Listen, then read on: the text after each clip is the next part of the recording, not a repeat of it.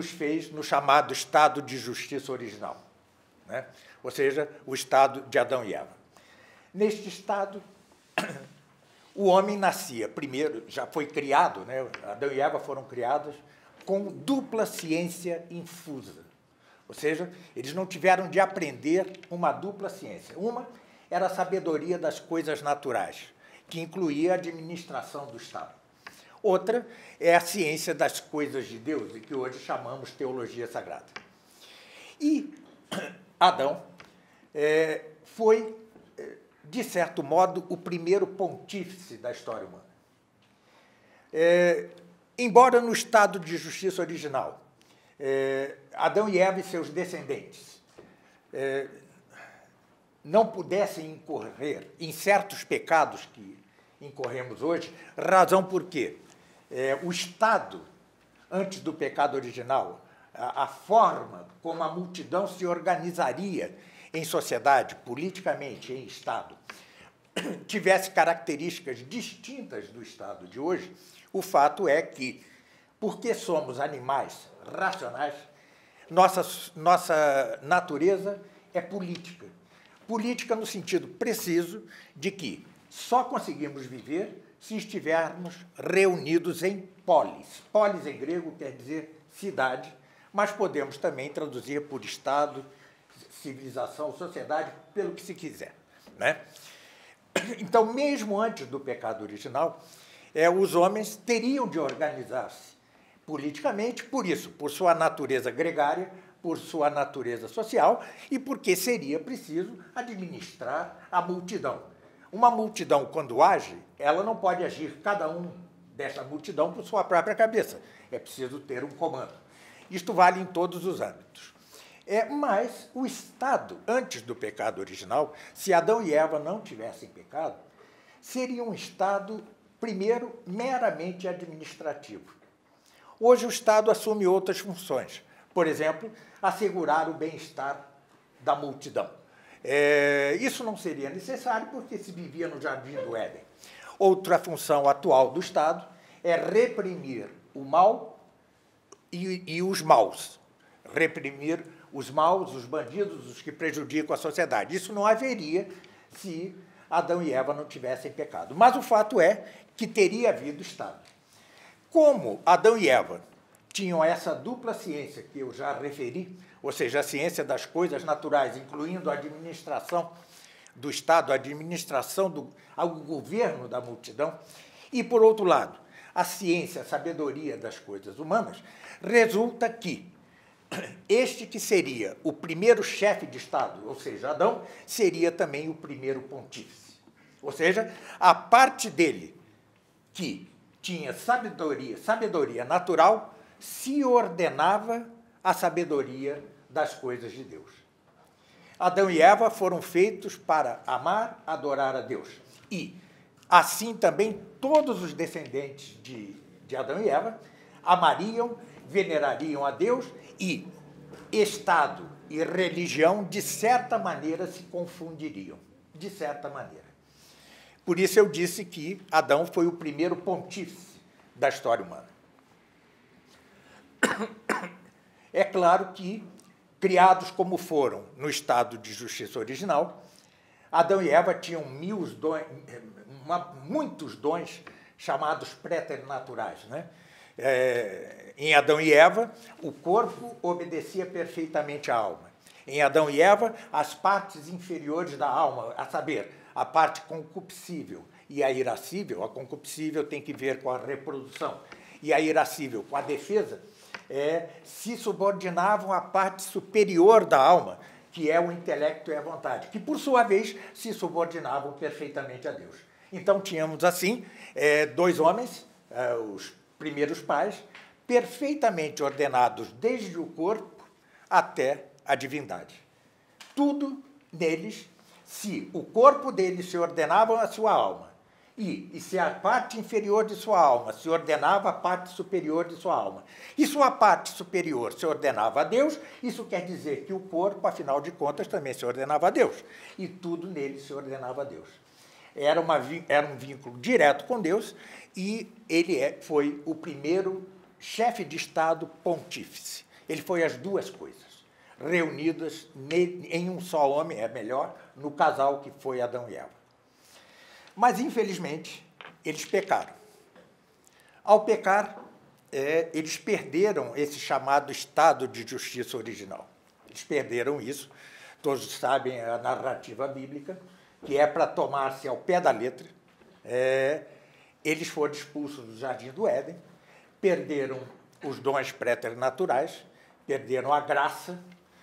Se eles não tivessem pecado, a graça seria transmitida por geração, por procriação. Assim como hoje nós recebemos a mancha do pecado original por procriação, se eles não tivessem pecado, nós teríamos recebido a graça.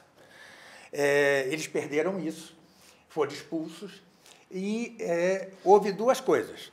Eles, primeiro, foram proibidos de voltar ao estado de justiça original, mas Deus, ali mesmo, neste mesmo momento, do alto de sua misericórdia, prometeu-lhes um Redentor, aquele que reconciliaria o gênero humano, pecador, com Deus mesmo. Pois bem, acompanhemos a narrativa bíblica, que, eu repito, deve ser tomada ao pé da letra, Hoje muitos de vocês devem ter ouvido ouvido dizer que o relato de Adão e Eva é um relato mítico, né? Ou simbólico. Não é simbólico, não. Isso é heresia, né? Heresia. Negar o caráter literal do relato de Adão e Eva e de seus descendentes, como já verão, é simplesmente herético. Pois bem, a primeira coisa que vemos depois da queda de Adão e Eva é o episódio de Caim e Abel. Né? Caim e Abel. E ali já vemos dupla tendência. A separação entre aquele que tem a sabedoria das coisas de Deus, Abel, e aquele que tem a sabedoria das coisas humanas, Caim. Caim, antes de tudo, é aquele que já não crê no seu próprio perdão. Não crê que ele será perdoado pelo seu crime. Então, seus descendentes, ele e seus descendentes, fundam a primeira cidade laica, o primeiro Estado laico. Um Estado sem Deus, um Estado sem religião, um Estado não ordenado a Deus, um Estado não ordenado ao sobrenatural, não ordenado à beatitude eterna. É o Estado do desespero satânico. É o Estado laico. É o primeiro Estado laico, é o Estado de Caim e seus descendentes. Aliás, ao fim desse episódio, vocês podem ir à Bíblia, ao primeiro poema da Bíblia. Né?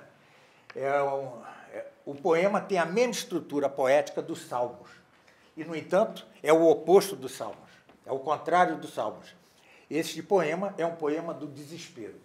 É o poema de quem se sabe não salvo. É um poema de quem se sabe condenado para a vida eterna, de alguém que nem sequer quer a mesma salvação.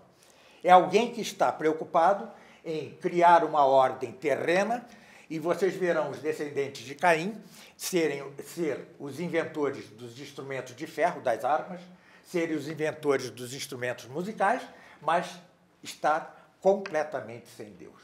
Então, o Estado laico é de fundação caínica, satânica e desesperada. Este é o primeiro Estado laico. Eu vou abreviar a narrativa bíblica e dar um salto para o episódio de Noé, do dilúvio universal. Né?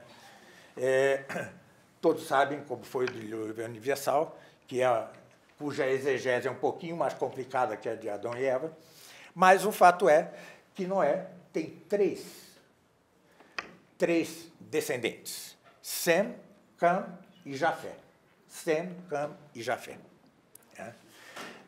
Lembre-se, tenham sempre em mente que, desde Caim e Abel, aquelas duas sabedorias, a sobrenatural, a sabedoria das coisas de Deus e a sabedoria natural, estão divorciadas, estão disjungidas. Pois bem, Noé tem 3 descendentes. E desses descendentes é que surgirá o que nós conhecemos hoje como humanidade, como mundo. Não é?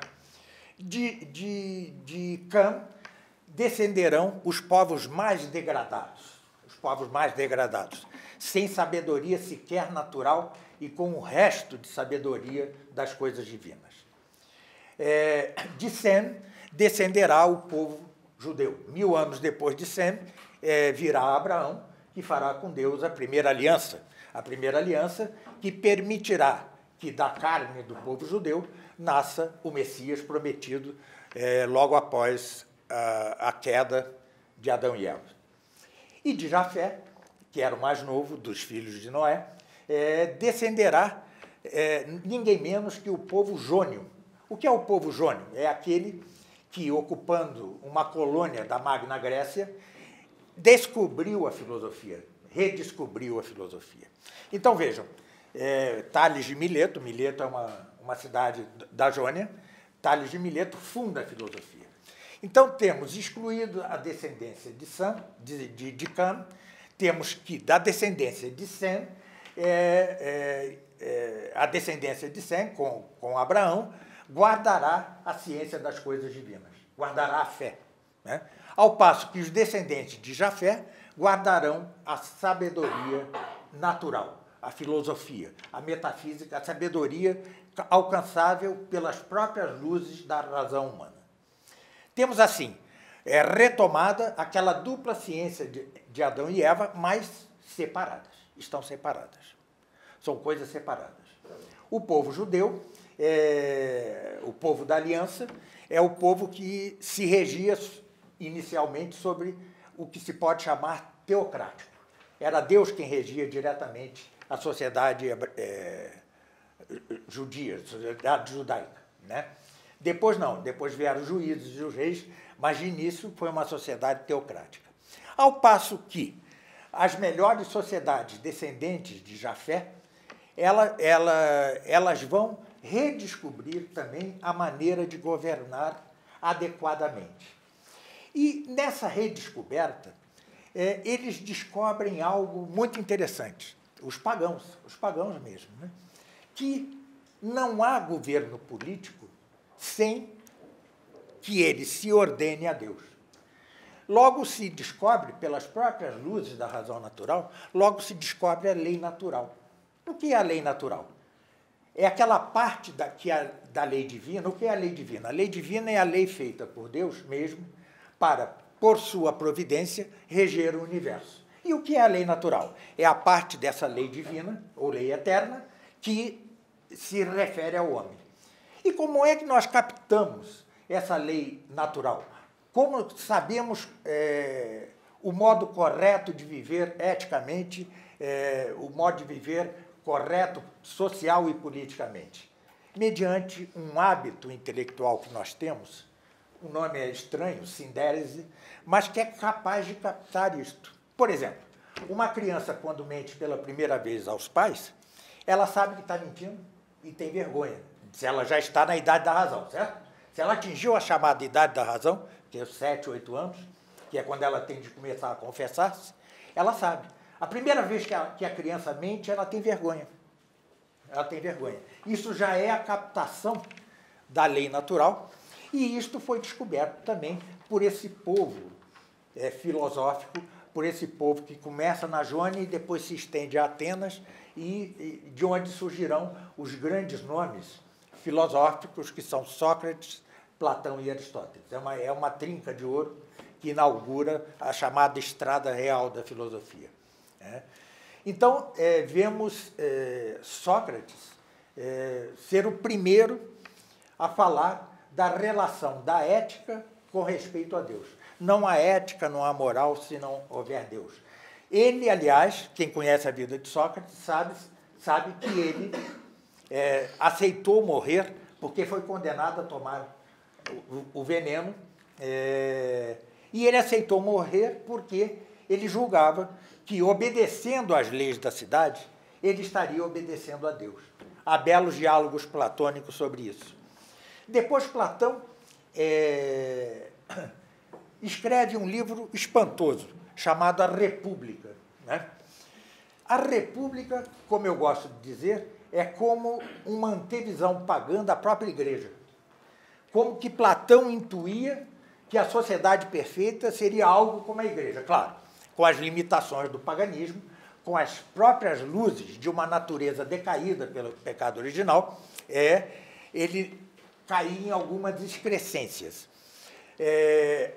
Mas o fato é que, na República, ele imagina que a sociedade perfeita seria aquela regida, dirigida, governada pelos filósofos. Então, ele como que antevê que esse filósofo precisa dar uma direção espiritual à sociedade, sem o que a sociedade padeceria dos males decorrentes do pecado original de Adão e Eva.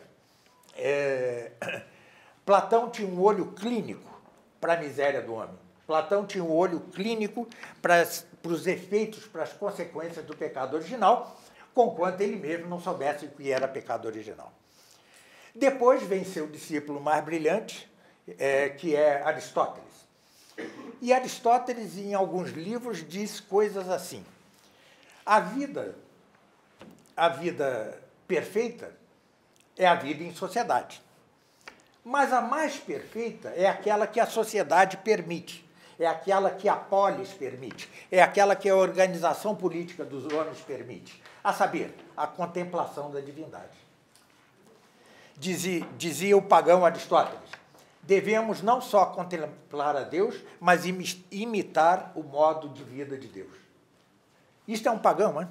Isto é um pagão. Mas ele dizia que isso só seria possível se a sociedade, organizada politicamente, o permitisse. Só assim, né? Porque exatamente o homem é um animal social e político. Então vejam que os pagãos, de algum modo, tinham perfeita noção da relação entre felicidade última e Estado. Felicidade última e Estado. Estado e divindade. Felicidade individual e divindade. Tudo isto estava relacionado na mente desses poderosos pensadores que são Sócrates, Platão e Aristóteles. E o fato é que as melhores civilizações pagãs, enquanto se desenvolvia a história bíblica do povo judeu em ordem ao nascimento do Messias, algumas sociedades pagãs, de fato, tinham em vista a lei natural, tinham em vista que o próprio governo humano não pode ser bom se não tiver alguma vinculação à divindade. Muitas vezes isso no paganismo se dava de modo deformado, mas dava-se de alguma maneira. Na história grega vemos isso claramente. Antes dos gregos que conhecemos, né, eles tinham uma sociedade pequena, também voltada para Deus. Os filósofos pensaram essas coisas. Depois veio Alexandre Magno, o conquistador do mundo, e ele também ordenava sua conquista, sua expansão militar, ele também ordenava a Deus. Ele considerava-se ordenado por Deus para conquistar o mundo. E assim também os descendentes culturais dos gregos, que foram os romanos. Os romanos julgavam que a pax romana lhes era ordenada, lhes era imposta pelos deuses. Né? A Pax Romana era como eles justificavam a sua expansão do Império Romano, porque eles julgavam que o papel que lhes havia atribuído os deuses era o papel de pacificar o mundo. A Pax é a paz romana. Muito bem. Então, vejam onde nós estamos. Enquanto o povo judeu vai, no meio das suas turbulências, das suas traições, das suas regenerações, ele vai a caminho de propiciar a Deus o corpo, a carne de que nasceria o Messias, enquanto preservavam, de algum modo, a sabedoria divina, sobretudo os patriarcas, cuja fé era essencialmente a mesma fé que nós temos. Né?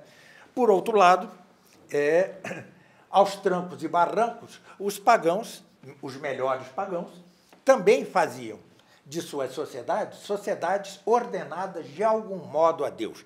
Ainda que esse Deus fosse falso, ainda que fossem vários deuses, não importa, não importa. Embora os melhores pagãos, Platão, Aristóteles e Sócrates, acreditassem num Deus único superior. Bom, o fato é que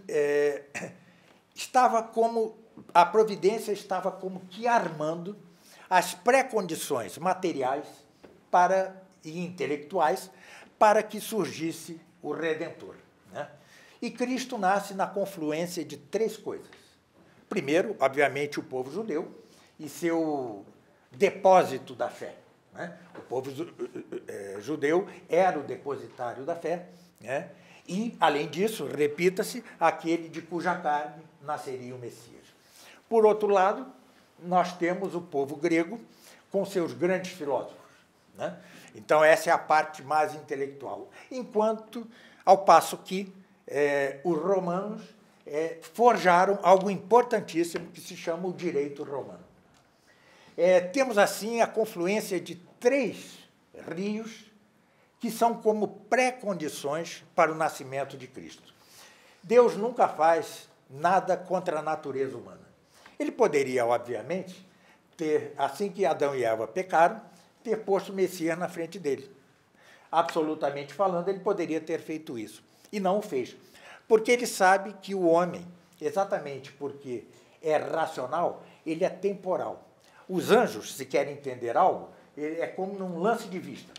Pegam tudo de uma só coisa. Nós não.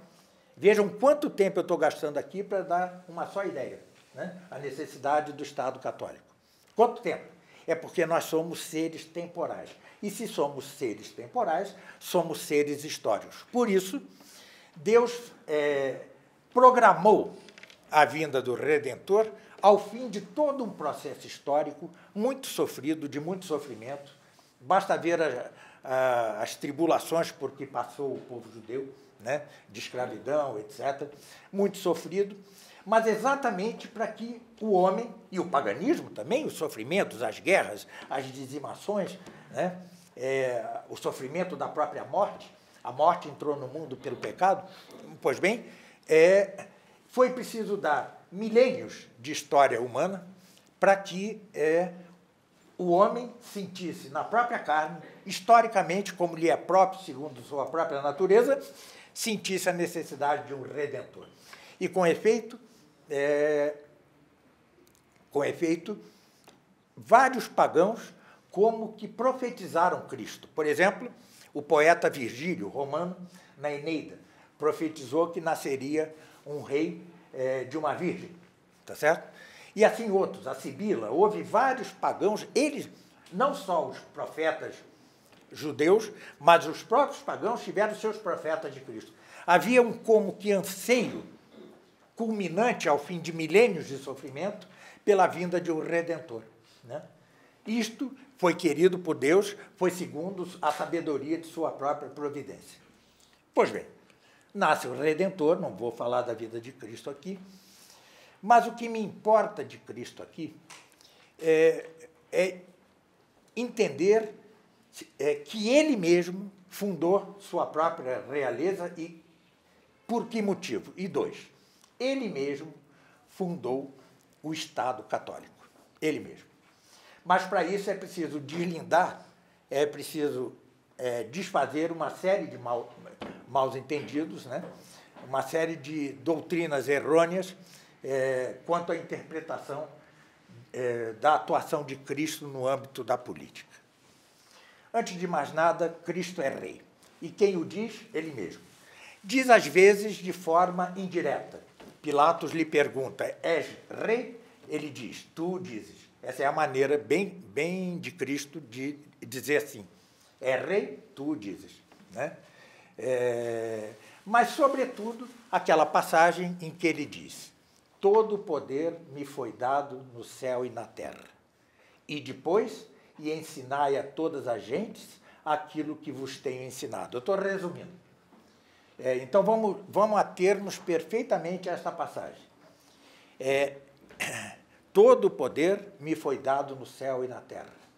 E depois, esse pois quer dizer, portanto, né? Tá certo? É um conclusivo. E depois, e em razão deste poder que me foi dado no céu e na terra, ensinai a todas as gentes, ensinando-lhes não qualquer coisa, mas aquilo que vos tenho ensinado. Cristo, com efeito, é rei a triplo título. Primeiro título, filiação eterna e consubstancialidade eterna. Ele é consubstancial ao Pai e é filho eterno do Pai. São da mesma substância, mas foi gerado conquanto não tenha sido feito pelo Pai. Pois bem, este é o primeiro título da realeza e que tem que ver, sobretudo, com o céu, mas também com a terra. Cristo é rei por filiação eterna. Ele é Deus. 2. Ele é rei pela união hipostática. O que é a união hipostática? É a união da natureza divina com a natureza humana no próprio indivíduo, na própria pessoa que é Cristo. Esse é seu segundo título, né? Esse é o grande mistério de nossa religião, é a união hipostática. Hipóstase em grego quer dizer pessoa.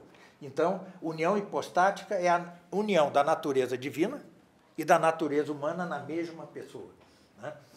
Esse é o segundo título porque ele é rei do céu e da terra. E o terceiro é porque ele conquistou nosso resgate com sua paixão e morte na cruz. Então ele também tem o mérito humano da paixão e morte na cruz, mediante o qual ele nos reconciliou com Deus. Pois bem, esse é o triplo título pelo qual Cristo é rei. E é rei, como ele mesmo disse, do céu e da terra, porque todo o poder no céu e na terra lhe foi dado a ele, Cristo mesmo. Essa tripla razão é uma razão teológica, mas ele mesmo diz, sou rei. E, em consequência da realeza, ele vai ordenar a seus discípulos que ensine, segundo essa realeza, o que ele mesmo lhes ensinou. E ensinar a quê? Quando se diz a todas as gentes, isso quer dizer a todas as nações. Todas as gentes não são todos os indivíduos, são todas as nações. Então, vejam, o ensino que ele ordena a seus discípulos é que se fizesse às nações, não aos indivíduos. Às nações. Antes que aos indivíduos, às nações. Isso já dá um caráter político ao ensinamento apostólico e dos discípulos de Cristo. Mas há várias objeções ao que eu acabo de dizer. Ele, segundo os que são contra o Estado cristão, argumentam o episódio em que ele diz, de Cristo diz, dai a César o que é de César e dai a Deus o que é de Deus, né? Todos conhecem mais ou menos essa passagem, dai a César o que é de César, dai a Deus o que é de Deus. E muitos interpretam com isto que uma coisa há de ser, então, a igreja, dar a Deus, outra coisa há de ser o Estado, dai a César, certo? Essa é uma interpretação contra a doutrina da realeza de Cristo e contra a doutrina do Estado cristão. Pois bem, de fato, ele separou as jurisdições, com esta simples frase, ele separou as jurisdições. Há a jurisdição chamada temporal, que é a dos estados, e que ele entregou aos próprios homens, a César. E há a jurisdição, que é espiritual, que é a jurisdição que ele entregará a um vigário seu, né, que é o Papa, certo? O que é o vigário de Cristo é aquele que, tendo Cristo de ir embora para que pudesse vir o Espírito Santo, em Pentecostes, vai substituir visivelmente Cristo na terra. Então, nós temos duas jurisdições de fato, a jurisdição temporal estatal e a jurisdição espiritual eclesiástica. São duas jurisdições. Vejam, olhem para nós mesmos. Olhemos-nos a nós mesmos.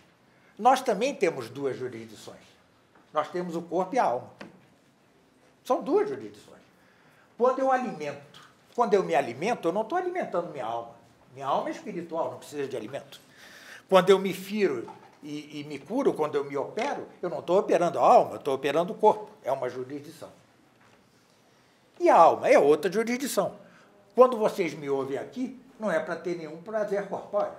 Vocês me ouvem aqui para ter um progresso intelectual, para entender alguma doutrina. Então, nós também temos duas jurisdições. Agora, excluindo a loucura do mundo moderno que cultua o corpo, algum de vocês é capaz de dizer que nós alimentamos o corpo pelo corpo?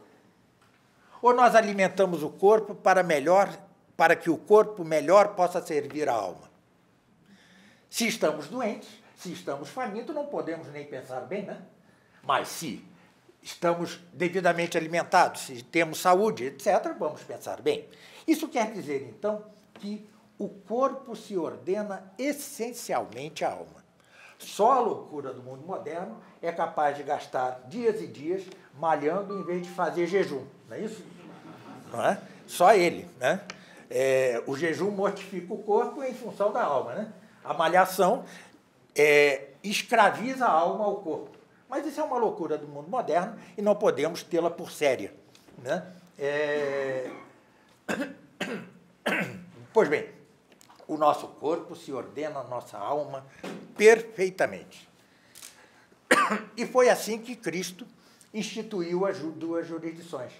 São duas jurisdições, mas são duas jurisdições em que uma se ordena à outra essencialmente, assim como o nosso corpo se ordena essencialmente à nossa alma.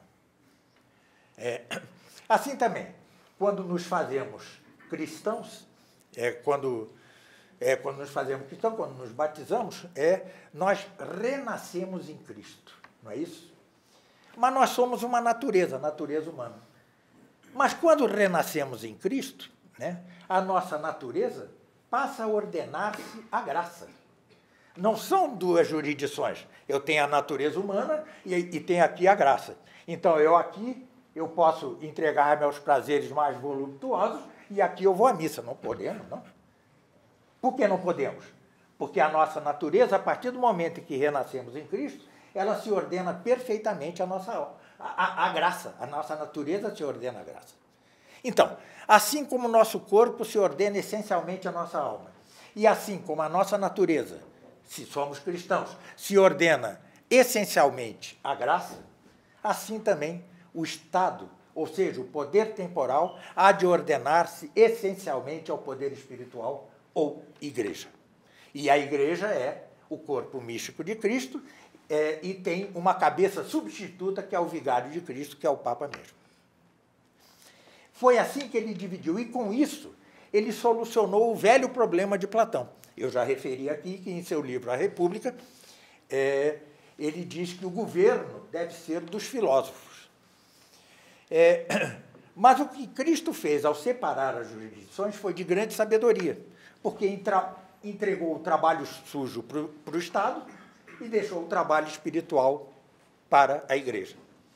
Mas, atenção, isso não quer dizer que sejam dois fins. Não, os fins são o mesmo. Assim como, se eu cuido do corpo pela minha alma, assim também, se o Estado visa dar o bem-estar do cidadão, se o Estado visa reprimir o mal e os maus, não é senão para que possa ordenar a multidão àquele fim que é próprio da Igreja, que é a salvação das almas. Eu vou voltar a isso assim que chegar a Santo Tomás de Aquino. Eu só dei uma antevisão. Pois bem, os discípulos de Cristo, os apóstolos, sabiam perfeitamente o que fazer depois de Cristo ir embora. Cristo ressuscitou, conversou com eles em Emaús, em quantos lugares, sabe-se lá em quantos lugares mais.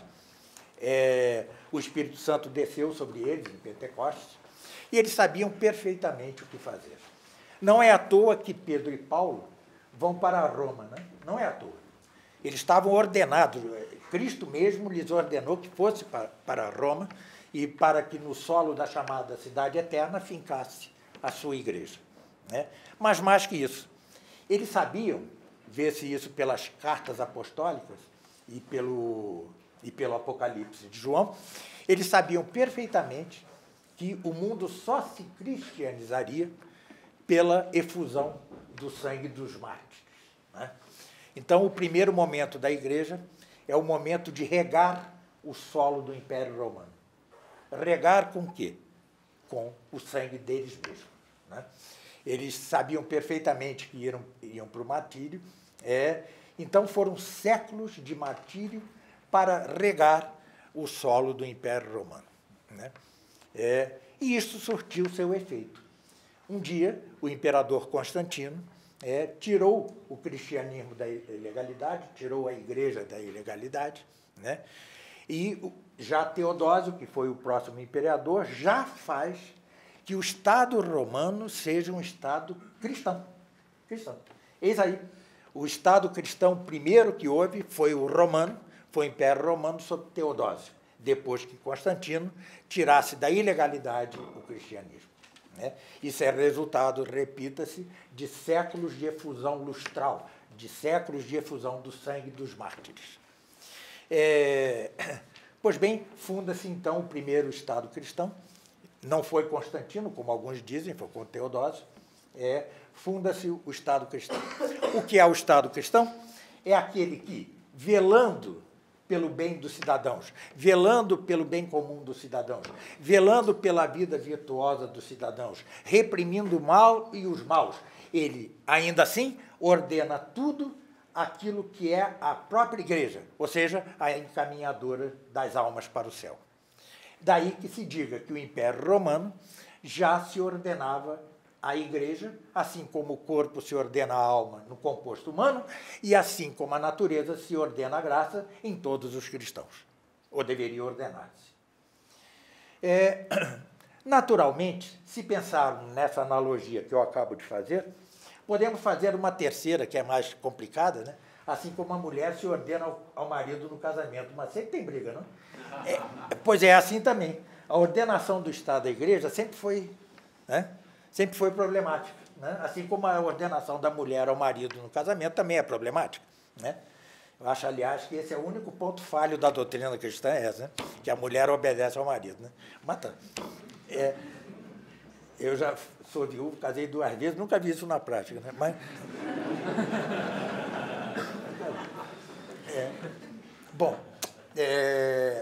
Mas, ou seja, a relação entre o Estado e a Igreja tem tanto conflito. Lembrem-se de São Paulo. Há estes membros que não me obedecem, né? Ele estava reclamando de seu próprio corpo, né? Seu próprio corpo, que não obedecia à sua alma, entre outras coisas. Não é só isso, é mais complexo, né?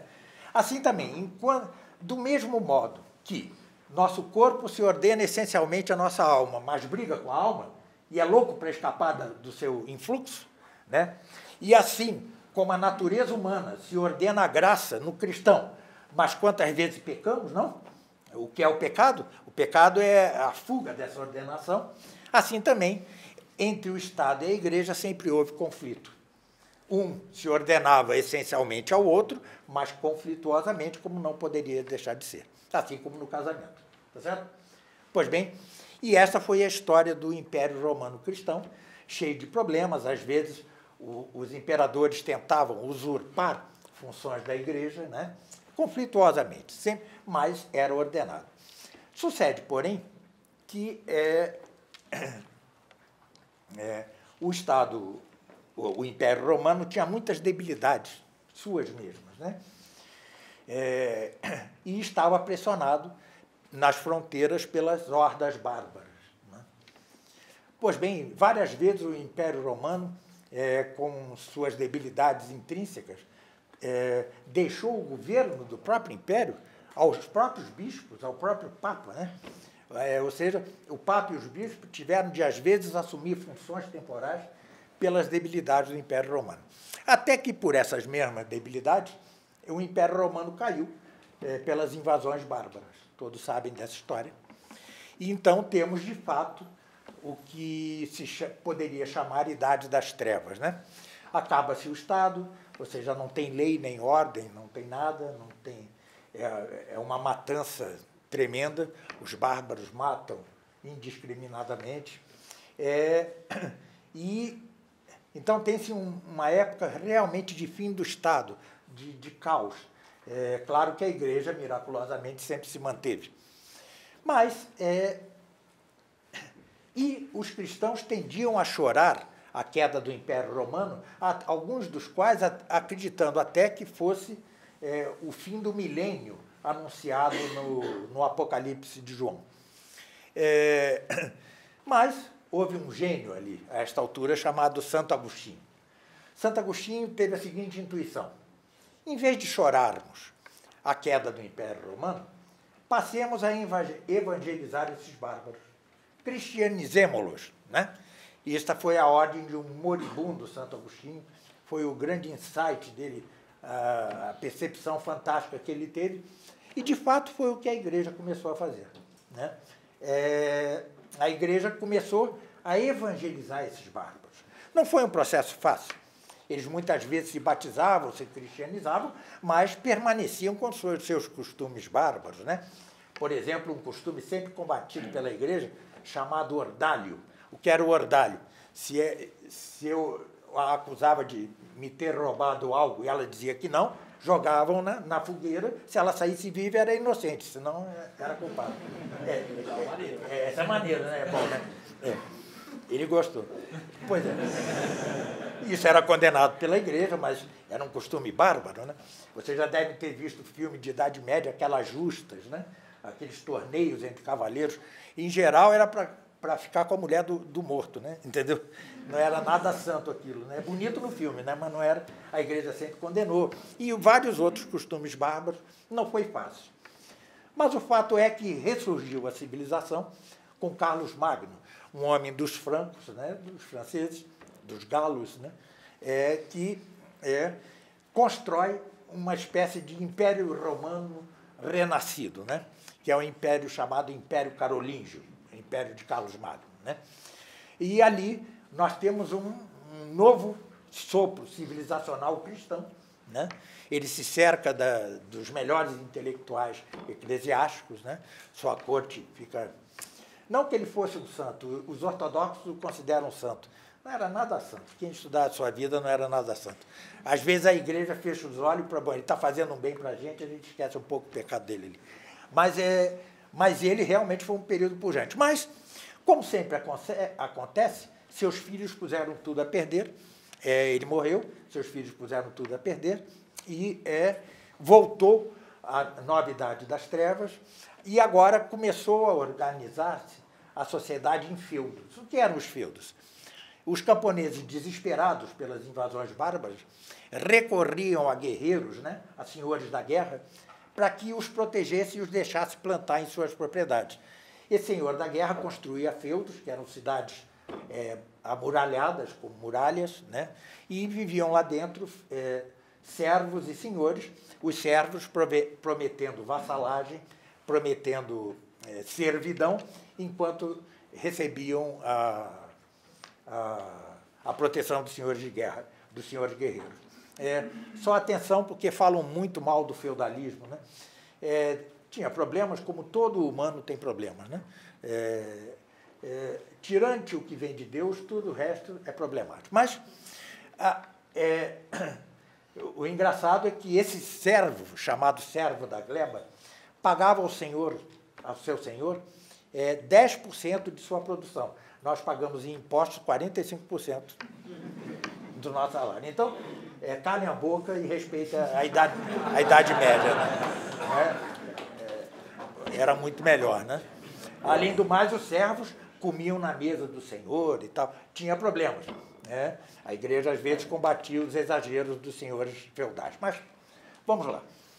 O fato é que, por uma série de fatores, acaba ressurgindo a civilização chamada propriamente medieval. E é aí em que, nessa civilização medieval, não é um nome ideal, mas não temos outro, nessa civilização medieval é que se dá a mais perfeita, não há, a mais perfeita ordenação do Estado à Igreja. Como se dá isso? A maioria da população era cristã. A maioria da população seguia a Igreja. Pois bem, os reis eram coroados pela própria Igreja. Tinham a sua autonomia, mas eram coroados.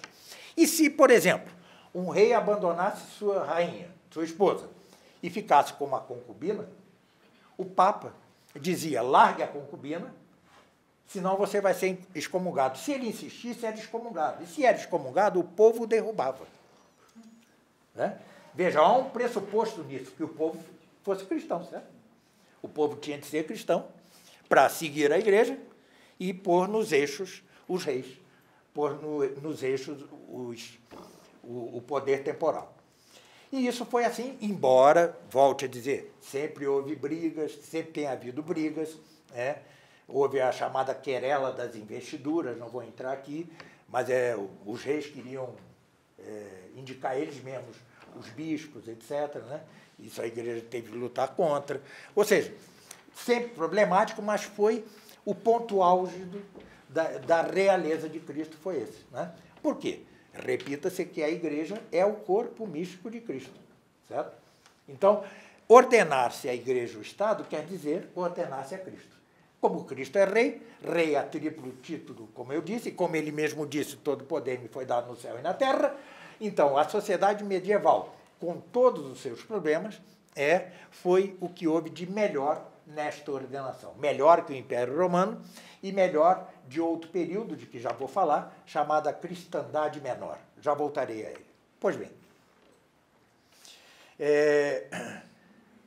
vejam, a Idade Média não é para ser mitificada. Alguns a mitificam, a consideram uma espécie de Eldorado, né? Não é a Idade do Ouro. A Idade do Ouro é só no céu, né?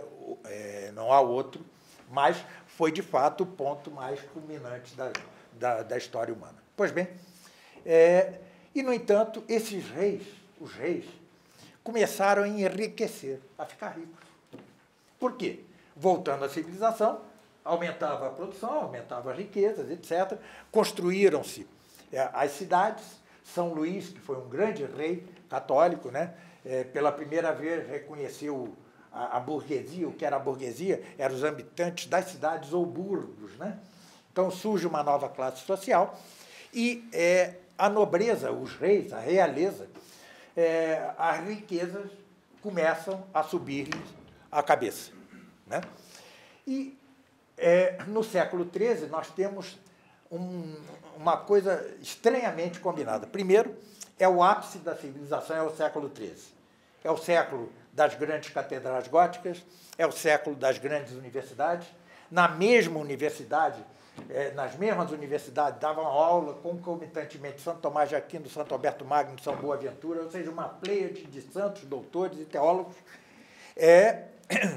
E surge, sobretudo, este que depois os papas declarariam o doutor comum da Igreja, que é Santo Tomás de Aquino. Então, temos o início da polifonia musical, que depois se desenvolveria na época de Trento.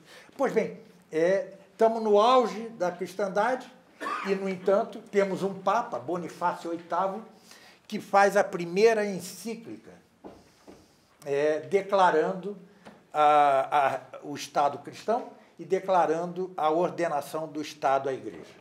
Eu vou ler o trechinho dele para que vocês vejam o que ele diz, Bonifácio VIII. Um instantinho só. Bonifácio VIII, cadê ele? Está aqui. A Igreja tem em seu poder 2 gládios, ou espadas, o gládio espiritual e o gládio temporal. Mas este último deve ser usado para a Igreja, enquanto o primeiro deve ser usado pela Igreja. O espiritual deve ser manejado pela mão do sacerdote, o temporal pela mão dos reis e dos soldados. É a divisão de jurisdição. Mas, segundo o império e a tolerância do sacerdote. Um gládio deve estar sob o outro gládio, e a autoridade temporal deve ser submissa ao poder espiritual. Isso foi dito por Bonifácio VIII no auge da civilização cristã. E, no entanto, Filipe o Belo, um descendente desse mesmo rei São Luís, um capeto, ele vai querer ambicionar as terras da Igreja. E simplesmente afronta, manda um emissário para dar um tapa nas faces, na cara de Bonifácio VIII, prende-o, ele é preso e morre dentro da prisão. É uma cena chocante, porque ele se paramenta todo como papa, vai para a prisão e morre dentro da prisão, Bonifácio VIII. É a primeira, se até então as relações entre Estado e Igreja eram conflituosas, mas eram de pequenos conflitos. Agora começa o divórcio. Os reis crescendo em poder, em riqueza, Para vocês terem uma ideia, nas cidades medievais, as catedrais dominavam completamente a cidade. É como se a cidade estivesse no sopé da catedral. A partir de agora, os reis vão erguendo castelos de quase do tamanho das catedrais, às vezes do tamanho. Daí vão surgir o Palácio de Versalhes, etc. E tal. Então, os reis vão crescendo e surge a paz de Santo Tomás de Aquino, que reafirma esta doutrina que eu disse aqui. Vou ler o trecho de Santo Tomás de Aquino, no seu livro Do Reino. Quem quiser comprar, eu traduzi para a editora Armada. Bom, vejam as palavras de Santo Tomás de Aquino. É necessário que o fim da multidão humana, ou seja, das cidades, das sociedades, que é o mesmo que o do indivíduo, não seja viver segundo a virtude, mas antes, mediante uma vida virtuosa, alcançar a fruição de Deus. Essa doutrina é a contraparte positiva da doutrina de Bonifácio VIII, mas surge um outro homem agora, que, além, como que secunda a ação invejosa dos reis, que já não queriam submeter-se espiritualmente à igreja, e funda uma doutrina esquisitíssima num livro chamado De Monarquia. É o poeta Dante Alighieri. Dante Alighieri diz que o homem tem dois fins últimos, um temporal e outro espiritual, como se isso fosse possível. Já vimos que o corpo não tem um fim em si mesmo. Se nós o alimentamos, o tratamos, é para servir a alma. Da mesma forma a sociedade. Mas ele não. Ele nega isso. Santo Tomás prova que é impossível qualquer coisa ter dois fins últimos, né? Porque se é último, só pode ser um. Né? Mas Dante vai fazer fortuna. Então, o que nós temos doravante é o que aqui o historiador holandês Huizinga chama o outono da Idade Média, o declínio da Idade Média. Né? E este declínio se marca, primeiro, pela ambição dos reis, pelo seu desejo de não submeter-se mais espiritualmente à Igreja, ao Papa, né? E começa agora a haver o conflito entre os reinos cristãos, porque a Igreja era a garantia da unidade da cristandade. Começa a haver, então, o conflito. Temos a guerra entre França e Inglaterra. A culminação disso vai ser o quê? Mandar Joana d'Arc para a fogueira, não é isso? Começa a cindir-se, começa a desfazer-se a antiga cristandade, que era como uma só nação. É como se fosse a República Federativa da Cristandade, né? Eram estados dentro de uma só coisa, cujo diretor-geral, digamos assim, era o Papa. Isso começa a cindir. A consequência disso é a peste, são as guerras, né? A peste que dizimou a cristandade, então, ela se decorreu muito das guerras, né? Ela decorreu muito das guerras, e o papado como que fica acuado. Ele já não insiste nessa doutrina, ele fica acuado. Pois bem, qual é a consequência disso? É a repaganização da sociedade no chamado Renascimento. A sociedade se repaganiza. Claro que e, por outro lado, o cisma, a separação, é promovida por Lutero. Né? Nós temos a cristandade fracionada, fraturada, metade da Europa está perdida para a heresia luterana. Né? Os reis, os homens caem na maior devassidão possível, há uma volta do paganismo e há uma reação católica, claro que há. É o Concílio de Trento e a fundação dos jesuítas. Essa é a reação católica. Os jesuítas conseguem, de fato, mas veja, o Concílio de Trento, em nenhum momento, conquanto ele tenha feito coisas maravilhosas, em nenhum momento ele fala da relação entre Estado e Igreja. Em nenhum momento. Ainda está acuado. E os jesuítas conseguem recuperar metade da Europa perdida. Mas essa metade da metade já não é exatamente católica. Ela já está impregnada ou de doutrinas neopagãs ou de doutrinas protestantes, do livre exame, etc, etc. Pois bem, estamos na antessala. Bom, e os reis, enquanto isso, os reis tornam-se reis absolutistas. Os historiadores marxistas vão dizer que o absolutismo era uma opressão sobre o povo. Não é nesse sentido que eu falo de absolutismo. É absolutista no sentido de não querer ordenar-se a igreja. Então, era uma ordenação muito indireta, né? Mas, no essencial, eles não obedeciam. Por exemplo, na Batalha de Lepanto, que o Papa convocou contra os turcos, né, que invadiam. Só o rei, o rei espanhol, Filipe II, e seu filho, e o filho bastardo de Carlos V, que era João de Áustria, foram que forneceram tropas ao Papa. O rei Francisco I, francês, já não forneceu. Por quê? Porque ele já tinha alianças econômicas com os turcos, né? Vejam que já não há ordenação, só o Império Espanhol é que ainda se ordena, de alguma maneira, a igreja. É a chamada cristandade menor, Christianitas Minor, né? É a cristandade menor que pega Espanha, Alemanha, Itália, parte da Polônia e a América, aí pode incluir-se de algum modo o Império Português, apesar da mácula da escravidão. Pois bem, mas também essa Christianitas Minor, também essa cristandade menor tem tempo curto, e o mundo marcha com o surgimento do liberalismo e com o surgimento do naturalismo, ele marcha para aquele que separaria definitivamente o altar e o trono, a Igreja e o Estado, que é a Revolução Francesa. A Revolução Francesa, como diz o historiador não católico chamado Eric Feiglin, né, é a primeira das revoluções gnósticas, é a primeira das revoluções ideológicas. Ideológica porque o que é a ideologia? A ideologia é aquela que pretende substituir-se à religião, tendo por horizonte apenas o terreno, nada transcendente, né? Nós podemos até, ao final eu volto a isso, podemos até dar uma sucessão histórica. Com Lutero, quis acabar com a Igreja. Com a Revolução Francesa, quis acabar com Cristo. Com a Revolução Comunista, quis acabar com Deus. Hoje, essa revolução globalista, George Soros, quer acabar com a natureza humana. Não é isso? Por isso é que nós vemos gente que quer ser elfo, vai ao cirurgião plástico com a orelha desse tamanho, né? O homem nasce homem, quer virar mulher, né? Então, ou seja, é o fim da natureza humana. Mas, voltemos.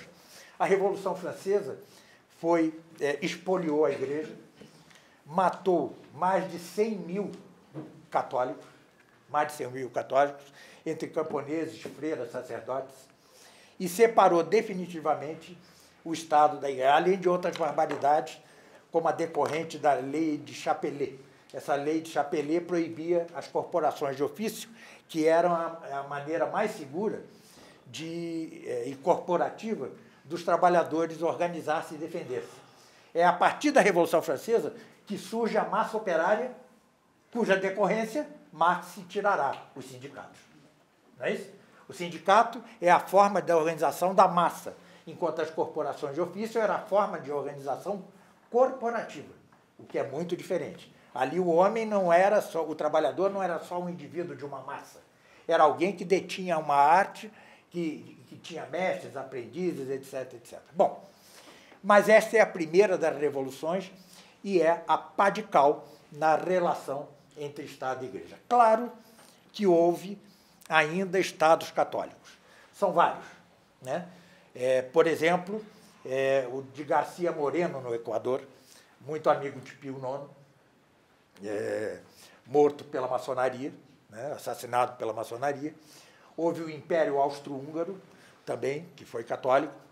E depois nós teremos, na Áustria, já no século XX, o governo do chanceler Dollfuss, que foi assassinado por Hitler, era considerado o inimigo público número 1 da Igreja.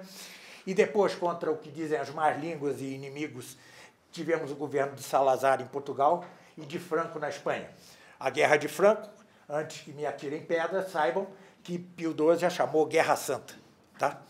Pois bem, o que nós não podemos é seguir a pauta dos liberais. O que é a Revolução Francesa?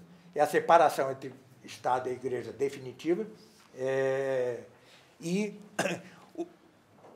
vejam qual era o lema da Revolução Francesa. Liberdade, igualdade, fraternidade, não era isso? Isso é a contrafação satânica de fé, esperança e caridade. É o negativo satânico disto. O liberalismo ele é de fundo satânico e tem a mesma origem do non serviam do demônio. Non serve em latim, não servirei. Né? O liberalismo é isso. Eu tenho liberdade até para fazer o mal. Não é à toa que hoje nós vemos o que vemos na sociedade. Dizia Pio XI, o liberalismo é a raiz de todas as revoluções. Claro. Bom, claro que a igreja vai reagir. Primeira reação depois de séculos de recuo é a de Leão XIII com a Rerum Novarum. Houve um tempo em que as sociedades se regiam pela lei do Evangelho. Né? Primeira reação. Ele relembra a Idade Média, não é isso? Relembra.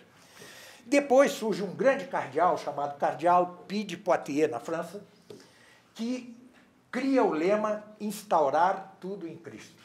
É o lema de que se servirá São Pio X em seu pontificado. Né?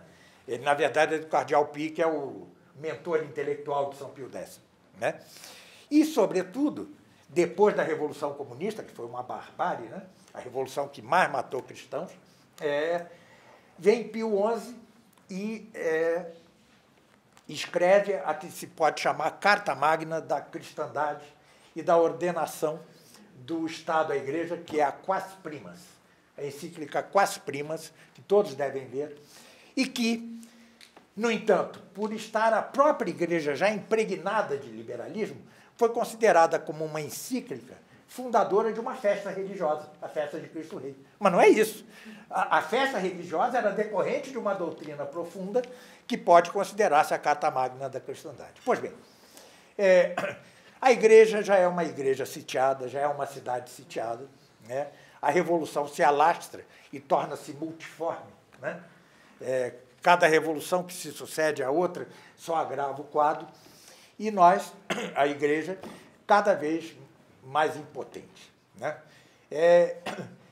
E, no âmbito do próprio tomismo, ou seja, dos seguidores de Santo Tomás, surge um homem chamado Jacques Maritain, que vai propor uma coisa chamada humanismo integral, que vai a contrapelo, vai na contramão da doutrina que eu acabo de expor. Pois bem, esqueceu-se essa doutrina, o tomismo caiu numa desgraça profunda, a revolução foi vitoriosa em toda a linha no mundo, a igreja, de fato, é uma cidade sitiada. Né? Hoje, a revolução ela é das piores. George Soros mata menos que os comunistas, mas mata mais almas para a vida eterna. Mata mais almas. Né? Os comunistas matavam o corpo. O que eu chamo marcusianos, porque decorre da doutrina de Herbert Marcuse. Né? Eles matam mais o corpo. Toda a loucura que nós vemos hoje decorre dessa terceira e apocalíptica revolução. Pois bem, eu há anos, quando eu comecei a falar da realeza de Cristo, do Estado cristão, há 7, 8 anos, já não recordo direito, eu falava por falar, porque considerava que era parte da minha confissão de fé. Mas eu tinha, de foro íntimo, a certeza de que o mundo marchava para o anticristo e, portanto, para o seu fim. Eu tinha certeza disso. As razões eu não as darei aqui, são muito complexas, mas parecia que o mundo marchava indefectivelmente para o anticristo. Né? Mas eis que algumas coisas, a história e Deus nos surpreendem. Né? Eis que a Polônia, né? A Polônia que foi oprimida por nazistas, comunistas, a Polônia tão perseguida, tão anexada, tão assassinada, eis que a Polônia, agora, há poucos anos, sei lá, 4 anos, 5 anos, declara a realeza de Cristo e põe na Constituição que Cristo é o rei da Polônia. Vejam que interessante. Né? Ao lado dela, a Hungria, olha que situação. A Hungria é um país católico também. Na Polônia são 90% de católicos. Tá? É o único país que proibiu a imigração árabe e é o único país que nunca sofreu um atentado na Europa. Né? Há pouco tempo, não sei porquê, né? Tem ideia, né? É a religião da paz, né? Pois é. Curiosamente, a terra de nascimento do Jorge Soros. Não, esse é a Hungria. Eu estou falando da Polônia. A Polônia, agora há pouco tempo, eles cercaram o país com o rosário na mão, 1,5 milhão de pessoas rezando o rosário. Veja, é emocionante. Tem no YouTube, né, a entronização de Cristo, é emocionante. Né? Você vê isso inesperadamente. A Hungria é mais curiosa ainda, porque a Hungria declarou na Constituição que estava, de novo, sob a coroa de Santo Estevão, que era o fundador, o rei fundador e santo, fundador da Hungria. Mas, curiosamente, seu presidente é um calvinista. Vai entender uma coisa dessa. O Orbán é um calvinista. E ele quis entregar todo o ensino para a Igreja Católica. A Igreja Católica não quis. O que eu posso fazer, né? Então, continua ele. O melhor católico da Hungria é o Orbán. Bom, são mistérios de Deus, né? Bom, e aqui no Brasil, de 2 anos para cá, eu sei lá por quê, multiplica-se isso que nós estamos vendo aqui. Isso daqui não havia 2 anos. Né? Eu falava para meia dúzia de pessoas. Hoje eu tenho uma escola tomista, tenho quase 1.000 alunos, entendeu? Quem é que aguenta 5 anos de tomismo? Tem 1.000 alunos lá, eu não sei se é 1.900, sei lá. Mas são coisas inesperadas que estão surgindo. Eu acho mesmo que nós estamos marchando para o fim. Ou seja, marchando porque não creio que haja, de novo, uma cristandade como a medieval, ou mesmo como a cristandade menor. Não devemos ficar tristes. Os apóstolos ansiavam pela parousia ou segunda vinda de Cristo, né? Porque nada melhor que ressuscitar para a vida eterna e para a beatitude eterna. O resto depende de nós, né? Se não formos para lá, a culpa é nossa. Mas, então não é para chorar que haja... Isso aqui está... Novas terras, novos céus e nova terra surgirão para os eleitos que vão perpetuamente desfrutar da visão beatífica de Deus. Pois bem, mas o fato é que a história não é retilínea, né? Ela faz isso.